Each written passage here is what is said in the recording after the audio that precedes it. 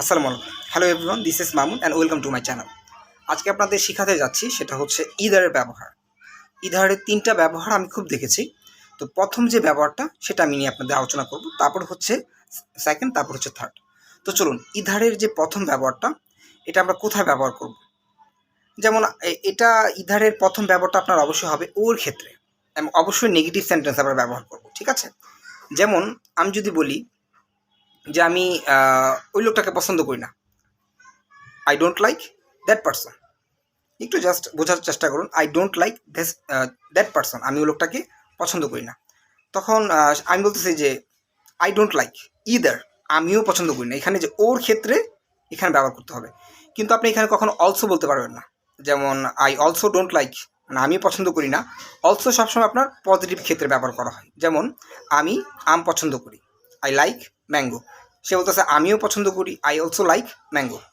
আচ্ছা, আর যদি বলে যে আমি আম পছন্দ করি না, আই ডোন্ট লাইক ম্যাঙ্গো। এখন বলতেছে যে আমিও আম পছন্দ করি না, তখন আপনি কি বলবেন? যে I don't like mango either. তারপরে বলতে পারেন যে আমি গতকাল অফিসে যাইনি, I didn't go to office yesterday. এখন সে বলতেছে যে আমিও গতকাল অফিসে যাইনি, আমিও I didn't go to office yesterday either. ঠিক আছে?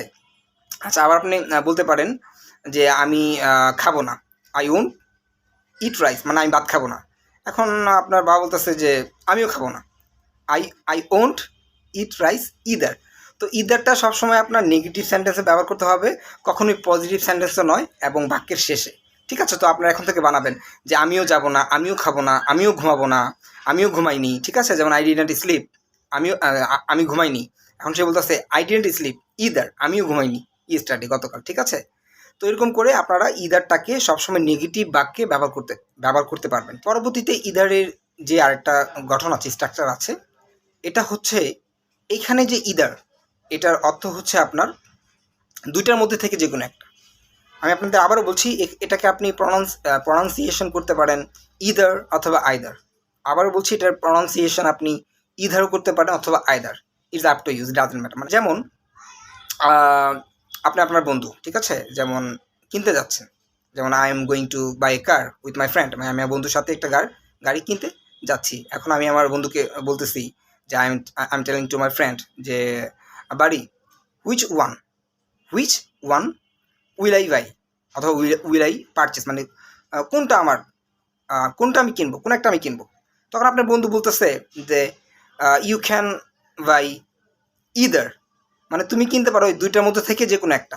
ইদার শব্দের অর্থ এখানে কি? দুইটার মধ্যে থেকে যে কোনো একটা। অবশ্যই দুইটা হবে, মানে দুইটা জিনিসের মধ্যে যে কোনো একটা। এটা মোর দেন হবে না, কখনো তিনটা হবে না। সবসময় মনে রাখবেন যে ইদার নিয়ে যদি কখনো সেন্টেন্স বলা হয়, সবসময় দুইটা জিনিস নিয়ে বলতে হবে। যেমন আমি বলছি, আচ্ছা এটা একটু সহজ করে দিই। এখানে আপনি চাইলে এটাকে তিনটা ভাবে বলতে পারবেন। যেমন আপনার বন্ধু আপনাকে বলতেছে যে ইউ ক্যান বাই অথবা purchase either of this two cars, মানে এই দুইটা গাড়ি থেকে তোমার যেটা মন চায় তুমি যে কোনো একটা তুমি নিতে পারো। এটার অর্থই হচ্ছে দুইটা থেকে যে কোনো একটা। অথবা আপনি এটাও বলতে পারেন যে ইউ ক্যান ইউজ ইদার, মানে তুমি দুইটার মধ্যে থেকে যে কোনো একটা নিতে পারো, কোনো সমস্যা নেই। অথবা যদি এটাও ভালো না লাগে, শুধু বলে দেবেন ইদার। ঠিক আছে? শুধু ইদার, মানে দুইটার মধ্যে থেকে কোনো একটা। সাপোজ আপনি ধরেন যে আপনার কাছে দুইটা মোবাইল আছে, একটা ভিভো, একটা হচ্ছে অপ্পো। এখন আপনি বলতেছেন যে which one should I use, আমার কোনটা ব্যবহার করা উচিত। তখন আমি বলতে পারেন যে আই ক্যান ইউজ, আমি ব্যবহার করতে পারি either of two mobiles, either of this two mobiles. আপনি এভাবে বলতে পারেন যে আমি দুইটার মধ্যে থেকে যে কোনো একটা আমি ব্যবহার করতে পারি। অথবা যদি আপনার এটা ভালো না লাগে, তাহলে আপনি এভাবে বলতে পারেন যে আই ক্যান ইউজ ইদার, আমি দুইটা থেকে যে কোনো একটা ব্যবহার করতে পারি। অথবা যদি আপনার এটাও ভালো না লাগে, আপনি শুধু ইদার বললেই হবে, যে ইদার মানে দুটো থেকে যে কোনো একটা। ঠিক আছে?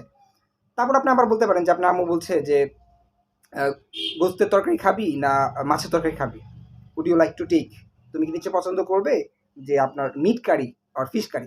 আপনি বলতেছেন যে I would like to take, আমি নিচে পছন্দ করব either of this two curries, মানে দুইটা তরকারি থেকে যে কোনো একটা আমি নিতে পছন্দ করব। আমরা অনেক সময় বলি না যে বন্ধু যে would you like to take tea or coffee, তুমি কি চা নিতে পছন্দ করবে না কফি নিতে পছন্দ করবে। তখন আমরা বলি নোর সময় যে দুইটার মধ্যে যে কোনো একটা, উইল ইউ বাই, সমস্যা নাই। আপনি এটা এভাবে বলতে পারেন, শুধু বলতে পারেন যে ইদার বলে তারা বুঝে নেবে বিদেশিরা যে দুইটার মধ্যে থেকে যে কোনো একটা। ঠিক আছে? অথবা আপনি এটা আবার এভাবে বলতে পারেন যে আই উইল টেক, আমি নিব আই উইল টেক ইদার, মানে দুইটার মধ্যে থেকে যে কোনো একটা। অথবা এটাও যদি ভালো না লাগে, আপনি এটাকে আরও বড় করতে চাইলে এটা বলতে পারেন যে I will take either of this two, মানে এই দুটা থেকে যে কোনো একটা নিতে পারেন, দুইটা ওয়াশরুম। এখন আপনি বলতেছেন যে which one should I use, আমার কোনটা ব্যবহার করা উচিত, ঠিক আছে? তখন আপনার বন্ধু আপনাকে বলতেছে যে you can use either of this two washroom, মানে দুইটা ওয়াশরুম থেকে তোমার যেটা ইচ্ছে তুমি ব্যবহার করতে পারো। অথবা আপনি এভাবে বলতে পারেন যে ইউ ক্যান ইউজ ইদার, তোমার দুইটা থেকে যে কোনো একটা তুমি ব্যবহার করতে পারো। অথবা শুধু ইদার, মানে দুইটা থেকে যে কোনো একটা, মানে বিদেশিরা শুধু আপনার ইদারটা বলি তার বুঝতে পারে যে দুইটার মধ্যে থেকে যে কোনো একটা, ঠিক আছে? তো ইদার সবসময় আপনার দুইটাই হবে, এখানে কখনো তিনটা হবে না, মানে দুইটা থেকে যে কোনো একটা। ইদারের অর্থই হচ্ছে এখানে দুইটা থেকে যে কোনো একটা, আপনি চাইলে এটাও নিতে পারেন ওইটাও নিতে পারেন, এটা কোনো সমস্যা নেই। তো ইদারের এই হচ্ছে আরেকটা ব্যবহার, যেখানে আপনি দুইটা থেকে যে কোনো একটা ব্যবহার করতে পারেন। তো এভাবে করেই কিন্তু আপনারা চাইলে ইদারকে ব্যবহার করতে পারবেন, আপনার যেটা ইচ্ছা সুন্দর করে ব্যবহার করতে পারবেন। ইদারের সর্বশেষ যে ব্যবহারটা হচ্ছে ইদার ড্যাশ ড্যাশ অর, মানে হয় এটা অথবা ওইটা, একটু মনে রাখবেন। ইদার ড্যাশ ড্যাশ অর, এটা অর্থ হচ্ছে হয় এটা অথবা অন্যটা। সবসময় মনে রাখবেন ইদারের পর আপনি যদি কোনো নাউন দিতে চান তাহলে অরের পর আপনাকে অবশ্যই নাউন দিতে হবে। ইদারের পর আপনি যদি কোনো অ্যাকশন মানে ভার্ব দিতে চান তাহলে অরের পর অবশ্যই আপনাকে ভার্ব দিতে হবে। অথবা ইদারের পর যদি আপনি সাপোজ ধরুন আই দিতে চান, ইউ দিতে চান, ইদারের পর ঠিক সেম সেখানে একটা ইউ হবে অথবা হিম হবে, হার হবে, এরকম করে আপনি দিতে দিতে পারবেন। মানে ইদারের পর যেটা হবে ঠিক তার অরের পরেই সেটাই হবে, ঠিক আছে? আমরা কিন্তু অনেক সময় এটা ভুল করে মিক্স অ্যান্ড ম্যাচ করে থাকি। যেমন আমি আপনাদের কয়েকটা উদাহরণ দিচ্ছি।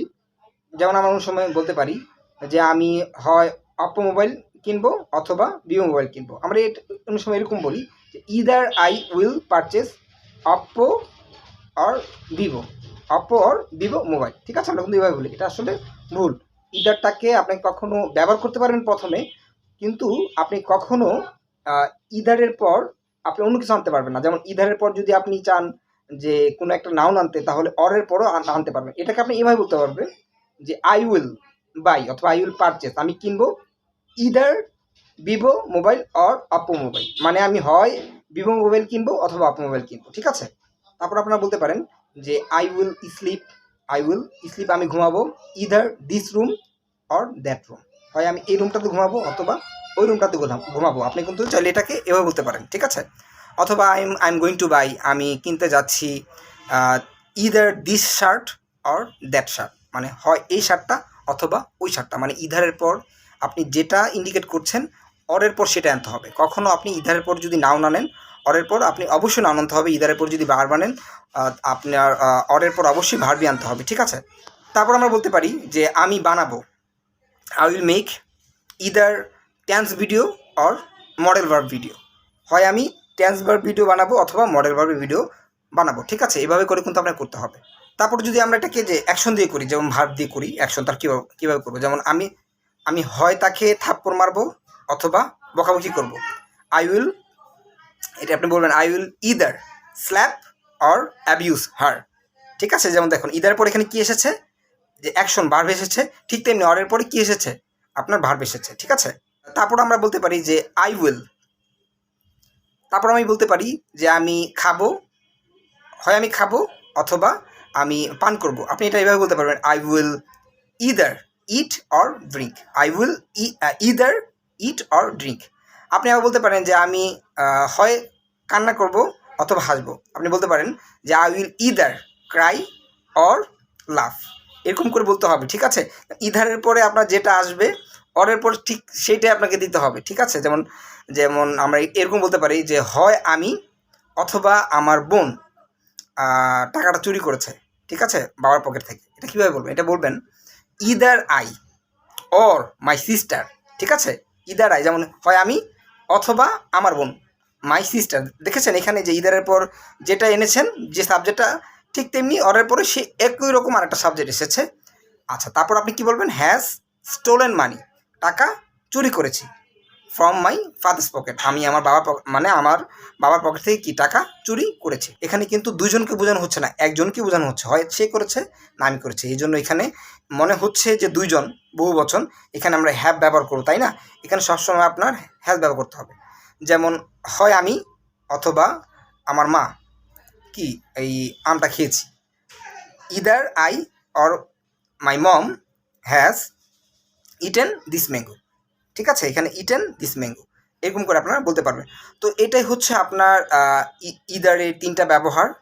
তো এই 3টা ব্যবহার আমি খুব দেখেছি পত্রিকায়, এবং অনেক প্রায়শনে তারা এটা ব্যবহার করে। তো আজকের জন্য ভিডিওটা এই পর্যন্ত ছিল। ভিডিওটা কেমন লেগেছে অবশ্যই আমাকে জানাবেন কমেন্ট করে। So till then, take care, keep practising, have fun, and আসসালামু আলাইকুম।